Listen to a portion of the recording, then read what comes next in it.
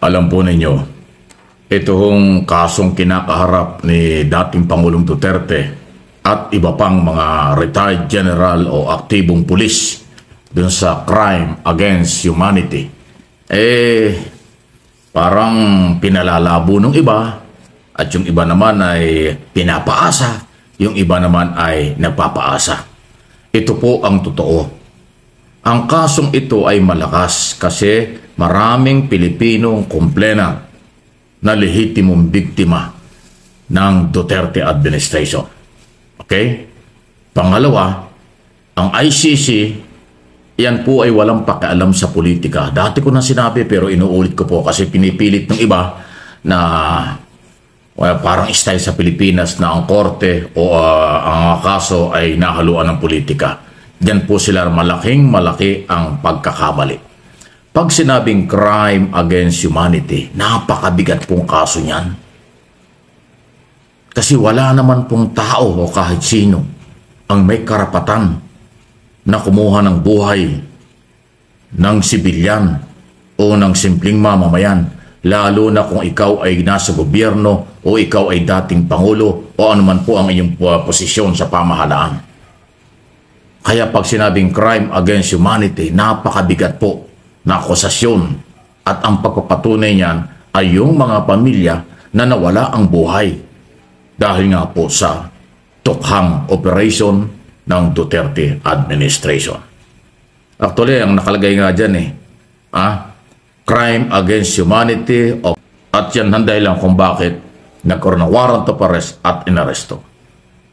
So napakabigat na kaso, napakabigat na trial, mahabang trial. Kaya ko ito pinapaliwanag kasi yun po mangyayari.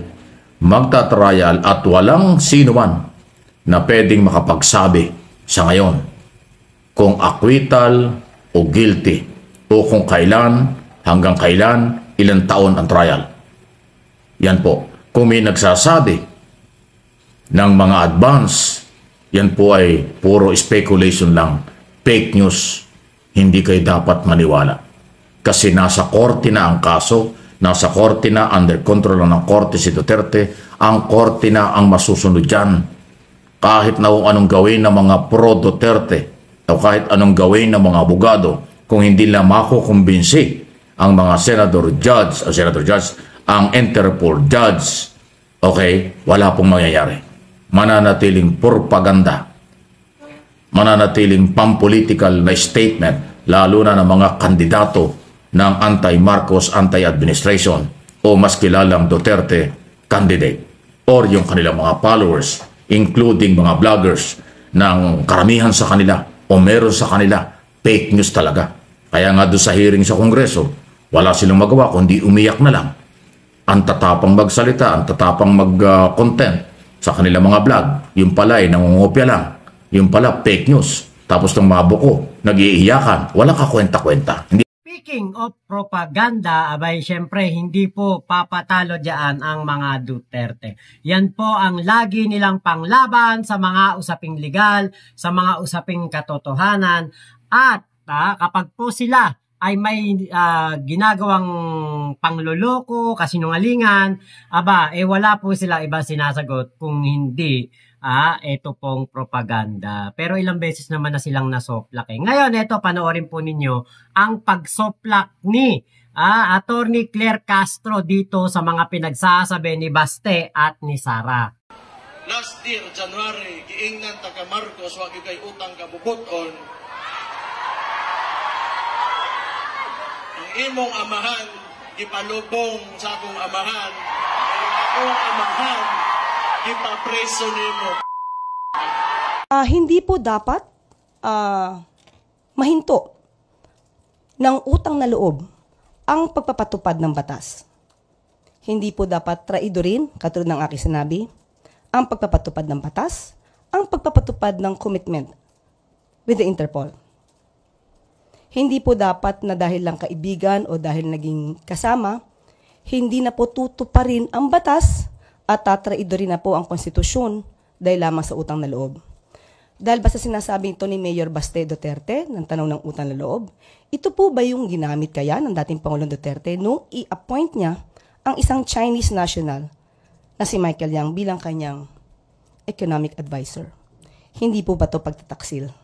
Dahil isang Chinese national ang inappoint bilang economic advisor. Dahil din po ba ito sa utang na loob? Tanong lang po yan. Ito pala ang kagustuhan ng mga anak ni Digong o mismong si Digong na kapag siya ay huhuliin at pagbabayarin na sa kanyang mga ginawang kasalanan, ang gusto niya, ipagtanggol siya ni PBBM. Ang gusto niya, protektahan siya ni PBBM. Aba, hindi po pwede yun. Kahit nasabihin na natin kung totoong may utang na loob si PBBM dito kay Digong. Kunwari lang kunwari may totoong utang na loob. Hindi po papayag ang mga Pilipino na etong si Digong ay hindi po isusuko dito sa Interpol or sa ICC dahil lamang sa utang na loob. Hindi po pwede yun. Kapag po ang isang presidente ay namumuno at nagpapaapekto sa utang na loob, ay hindi po siya karapat-dapat na presidente. Kasi po kapag ikaw ay marunong tumanaw ng utang na loob, ay nako, hindi ikaw magiging epektibong presidente. Dapat ikaw ay may utang na loob sa taong bayan. Dapat ang boss ay ang taong bayan. Dapat ang tinitignan mo ay ang kapakanan ng mga Pilipino, hindi ng iisang tao lamang. Wala namang masama tumanaw ng utang na loob. Pero yung ganyan na napakatinding kasalanan, hindi po pwede na hindi po isusuko si Digong. Tama lang naman ang naging desisyon ni PBBM. Bakit? Kabi-kabila, pambabalahura sa kanya. Buti nga sa kanila, di ba? Dapat lang yun na magbayad si Digong. Kaya nga po, naking nasasabi na mas patas po ngayon sa panahon ni PBBM ang gobyerno. Patas sa lahat ng Pilipino, kay mayaman, makapangyarihan, kay mahirap, walang sinasanto ang batas. Kapag ikaw ay may ginawang mali, ikaw ay huhulihin at ikaw ay parurusahan. Pero idadaan ka sa due process, di ba? Ngayon, ito naman po yung patungkol dito sa bagong pakulo nitong sila Sara Duterte patungkol kay Digong. Nako, panoorin po ninyo. Yusek, good morning. Just want to ask, kasi may mga kumakalat po ngayon sa social media post at it says, Duterte gave the Marcoses dignity to come back while PBBM gave him a death sentence in a foreign land. Reaction po dito ng palasyo, ma'am? O kung may reaction din po si Pangulo dito? Ang nagpabalik po kay Pangulong Marcos ay ang taong bayan po. Hindi po iisang tao. Pinakita po ni dating Pangulong Marcos kung ano ang kakayanan niya. Kung inyo pong matatandaan, hindi po ba mismo ang dating Pangulong Duterte ang hindi naniniwala kay Pangulong Marcos? He even said that PBBM is a weak leader. Papaano niya masasabi na inangat niya ang dignidad ni Pangulong Marcos kung siya mismo dati ang nagbababa rito? At mukhang nagkaka-amnesia etong si Baste Duterte dahil nga po diyan sa sitwasyon na yan. Diyan sa statement na yan. Etong kanyang tatay ay hindi naman talaga naipalibing etong si Marcos Sr. sa libingan ng mga bayani, kung hindi ang Supreme Court. Sa totoo lang, Supreme Court ang nag-utos niyan. Diba? Supreme Court ang nagpalibing diyan. Kahit nga anong pigil ng mga Aquino noon Kahit nga si Noynoy, di ba, umaattend sa mga rally para hindi matuloy ang pagpapalibing kay Marcos Sr. dito sa libingan ng mga bayani. Pero, di ba, Supreme Court po ang nagdesisyon. At saka isa pa, kahit naman bali-baligtarin natin ang mundo, si Marcos Sr. ay naging sundalo, naging presidente. So pasok talaga ang kanyang qualifications para ito ay doon po maihimlay sa libingan ng mga bayani.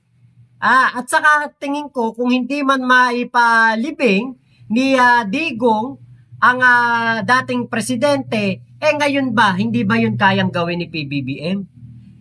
Alam naman natin, Diyos ko, alam naman namin kung bakit pinalibing o sinasabing ipinalibing ni Digong si Ferdinand Marcos Sr. doon sa libingan ng mga bayani. Para suportahan siya ng mga loyalista noong 2016 elections dahil alam ni Digong na napakaraming loyalista sa buong mundo. At yung sinasabihan nila na weak president, weak leader, kuting. Gusto nyo ipagtanggol ni PBBM ang isang kriminal? Hindi pwede yun. Diba? Alam nyo, sinabi nga ito ni Katonying pwede daw po talaga pigilan ni PBBM ito nga paghuli kay Digong. Maaring baka nga, pwede. Pero sino ba naman ang gagawa ng pagtulong sa isang pamilya na walang ibang ginawa kundi babuyin siya araw-araw? Kahit ako yun. Ako pa mismo ang magbibigay doon sa Interpol. Buti nga si PBBM hindi pumuntang Kung ako ang presidente, ako mismo ang magpuposas kay Digong pasakay ng eroplano papuntang Dahig. Sabi po ni Senator Robin Padilla sa kanyang Facebook Live, hinihigpitan na ng mga otoridad sa bansang The Netherlands ang mga supporter ni dating Pangulong Duterte. May mensahe po ba o apela ang Malacanang sa mga Pilipino doon? Unang-una po, hindi lang po sa mga kababayan natin sa ibang bansa, kundi dito na rin po, na manatili po tayo na kalmado. Hinahayaan lang po natin na umandar ang batas at ang hustisya. Kung meron man pong paghihigpit na nagaganap sa bansang Netherlands, ay hindi na po ito natin sakop. Ito po ay pinapatupad lamang po siguro ng bansang Netherlands ang kanilang batas doon. Umiral na naman ang kaingutan ni Robin Padilla. Huwag ka nang magtaka. Nasa ibang bansa ka. At ang Netherlands po, hindi po sa kanila uso ang ganyang mga rally-rally. Hindi po sa kanila uso ang ganyang mga pagtitipon-tipon ng napakaraming tao. Kasi sila po ay mga law-abiding citizen, peace-loving people. Ang mga Dutch po, hindi po nila ginagawa yan. Ayaw nila niyan. Hindi sila sang-ayon dyan. Kaya nga ako'y napapaisip, bakit itong si Robin Padilla ngayon, parang sinisisi na naman sa ating Pangulong Bongbong Marcos, itong nangyayari na paghihigpit sa mga rallyista dyan sa Dahig. Hindi nyo masisisi ang ibang bansa dahil sila'y may sariling batas. Kung dito sa Pilipinas nagagawa ninyong manggulo, diyan sa Netherlands, hindi po yan pinapayagan. Pwede man siguro pero hindi katulad ng ginagawa ninyo na halos 2 linggo na kayong nanggugulo. Yusek, what is your reaction about the growing list of dubious confidential fund recipients of VP Sara Duterte? House Deputy Majority Leader Paulo Ortega cited more names like Amoy Leo, Fernan Amoy, and Jody Asim. And they even call it Team Amoy Asim po. Yes, we believe that VP Sara has the obligation to tell something about this. To tell something about these discoveries. Marami na po ang naglilipa na patungkol sa mga peking resibo na di umano na issue po ng opisina po ni VP Sara. So, mas mabuti po, sinasabi naman po niya na dapat po tayo ay may transparency. Mas maganda po na mauna po siya na ipaliwanag ito. Una po, mga chichirya. Ang mga pangalan po na nakikita natin, may mga fast food, basta mga related sa pagkain. Ngayon naman po, ang bagong pangalan ay si Amoy Liu, si Fernan Amoy, at itong si Jog de Asim. Naku, mukhang Boy Asim at Team Asim at Team Amoy. Itong mga sumunod po, nagkaroon pa nga ng Dodong Gang. So ito na yung gusto ng mga DDFs na transparency and accountability. Ito na yon, sinisimulan na natin kay Sara Duterte. Kailangan niyang ipaliwanag kung saan niya nilustay ang mga confidential at intelligence funds ng DepEd. Brigada FM. Good morning po, Yusek. Sa pagtitipon din po sa The Netherlands, nabanggit po ni VP Sara sa kanyang speech, as I quote, sabi ko, yung kagustuhan mo na umuwi, yan din yung katapusan ng buhay mo, magiging Ninoy Aquino Jr. ka. Any reaction po from the palace? Inahahalintulad ba ni VP Sara ang kanyang ama kaya sa yumaong Ninoy Aquino? Parang hindi po natin nadinig noon na inahilintulad ni dating Pangulong Duterte ang sarili niya kay Ninoy, kung hindi kay Hitler. Meron po siyang sinabi mismo, sinabi pa niya dito, and I quote, Hitler 3 million, actually it's supposed to be 6 million. Now there is 3 million, what is it? 3 million drug addicts in the Philippines. There are. I'd be happy to slaughter them. At least if Germany had Hitler, the Philippines would have me. So napakalayo pong ipakumpara ang sarili o ikumpara ang dating Pangulong Duterte kay Ninoy Aquino na hindi nagkaroon ng anumang record ng mass or crimes against humanity. Mas ninais po ni dating Pangulong Duterte na ikumpara ang sarili niya kay Hitler.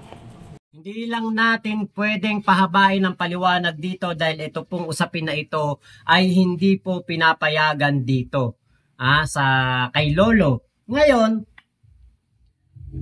alam natin na si Ninoy Aquino ay isang naging bayani ito dahil po sa kanyang pagiging mabuting tao, hindi sa pagiging walang hiya, palamura. Si Ninoy Aquino ay disente. At tingin ko, yung sinasabi lamang nitong si Sara Duterte ay para sa kanyang sarili, pero hindi pwedeng i-apply sa lahat ng Pilipino ang kanya sinabi. Yun ay para sa kanya sarili lamang dahil tatay niya si Digong. Pero tayo na hindi mga anak ni Digong ay malabo itong maintindihan, malabo itong matanggap dahil ito po ay isang tingin ko ay parang paglapastangan sa kabayanihan ni Ninoy. Nabanggit nga po dyan na si Digong ay merong mga ganyang salita noong siya ay presidente na at sinabi niya na mas gugustuhin niya na maging isang Hitler. Kaya po, wag na nating pahabain. Baka hindi kasi pwedeng pag-usapan dito yan. Ma'am, balikan ko lang yung tanong ni Maricar kanina regarding yung sa pag-compare kay dating Pangulong Duterte kay dating Senator Ninoy Aquino. Yung statement kasi ni Vice President is more, I think, on the security ng dating Pangulo sa pag-uwi niya sa Pilipinas. And I quote yung sinabi niya, sabi ko, yung kagustuhan mo na umuwi yan din katapusan ng buhay mo, magiging Ninoy Aquino Jr. ka. At sinabi niya sa akin, kung ganyan ang kapalaran ko, so be it. Ang question ko po, ma'am, is if there are enough grounds for the Duterte family to fear for the life of the former president in case or na umuwi ang dating Pangulo dito sa Pilipinas. Yun nga po nakakapagtaka Saan po ba nakukuha itong mga kwento na ganito? Saan po nakukuha ang pagkukumpara kay dating Ninoy Aquino? Saan nakukuha yung mga threats? As a matter of fact, hanggang ngayon yung sinasabing threats kay VP Sara, hindi pa rin po na ipapakita sa NBI at saka sa PNP. So saan lamang po ito nakukuha? Kailangan po natin kasi ng mga materyales, ng mga ebidensya bago po magsagawa ng ganitong mga klaseng statements. Wala pong katotohanan yan. Ito lamang ay katibayan na mali ang mga sinasabi ni Sara. Bakit? Ang kanyang ama ay safe na kalapag sa NAIA, buhay na dala po doon sa dahig. So walang threat. Hindi totoo yung mga threat na yon. Hindi totoo yung mga sinasabi ni VP Sara. So ano yun? Fake news? Meron sa kanya mga nakakarating kuno, meron siyang nalalaman ng mga banta sa buhay ni Digong, pero sinasampal naman siya ng katotohanan na ngayon ang ama niya nakakulong doon sa dahig. So ibig sabihin, safe si Digong sa Pilipinas. Diba? So, hintayin po natin kung anong taon, kailan ang magiging desisyon. Pre-trial pa lang Kung mag-speculate na yung mga pro-Duterte, makakauwi na daw. papakawalan daw, acquittal daw. Saka nakakita ng ganun. Ano ang inyong pinanguhugutan kung bakit kayo may sinasabing ganyan? Di ba? Pagka ganyan ang inyong mga statement, patuloy niyong sinasaktan. Patuloy po niyong dinudurog ang pamilya ng mga nawalang ng buhay at kamag-anak dahil sa tukang ng Duterte administration. Kasi pinangungunahan niyo ang korte. Sinasaywar niyo or nililinlang ninyo. Binuburan niyo ang maliit na pag-asa na ngayon ay lumaki na dahil nahuli na si Duterte. Huwag natin at huwag niyong pangunahan ang ICC o ang korte. Korte dito o korte sa abroad, lalo na sa abroad, wala kayong kakayanan na yan ipanghimasukan at ipolitika kasi wala pong mangyayari doon. Yan ang totoo. Ano po ang inyong masasabi? Masasabi ko lang dyan, Sir Mike Abe, talagang ano po, kaya ayaw nila na madala si Digong doon po sa Dahig, sa ICC, kasi nga po, patas doon eh.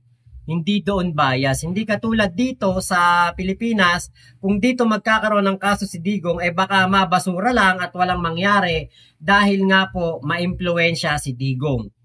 Kayang-kaya nilang gawin yung mga nagagawa nila noon sa Davao. Pwede nilang i-apply sa mga magiging kaso na kanilang matatanggap. Pwede nilang bigyan ng mga katulad noon. Gugurgurin ko kayo pag hindi nyo inatras ang inyong kaso. Diba mga ganun na salita? Diyan magaling si Digong. Kaya, syempre, yung mga pamilya ng biktima, ia-atras na lang ang mga demanda. Or, diba, pwede rin naman nilang sabihan na, aregluhin na lang natin. Diyan sanay si Digong. Kaya nga po, diba, syempre, napunta ngayon sila sa ICC, doon ay patas, ayaw nila doon. Patas doon eh. Kaya dyan po sa ICC, sa Dahig, nako hindi po talaga pwede mga padrama effect nila dyan, mga paawa, mga pabiktim, hindi po pwede dyan. Hindi po pwede yung mga kanilang pamumulitika.